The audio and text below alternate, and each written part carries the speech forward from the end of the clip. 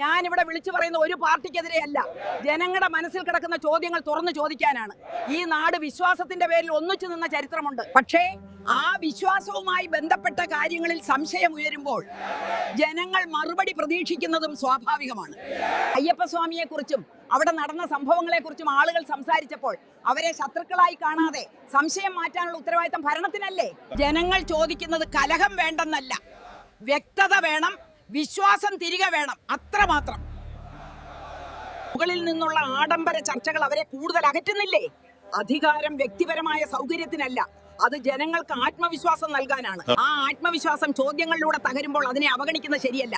വിമർശനം വിരോധമല്ല, സംശയം ദ്രോഹവുമല്ല. ജനങ്ങൾ ചോദ്യം ചെയ്യുന്ന അവരുടെ അവകാശമാണ്. ശക്തമായ നേതൃത്വം ചോദ്യങ്ങളിൽ നിന്ന് ഓടുന്നില്ല, ചോദ്യങ്ങൾക്ക് മുന്നിൽ തുറന്നു നിൽക്കുകയാണ്.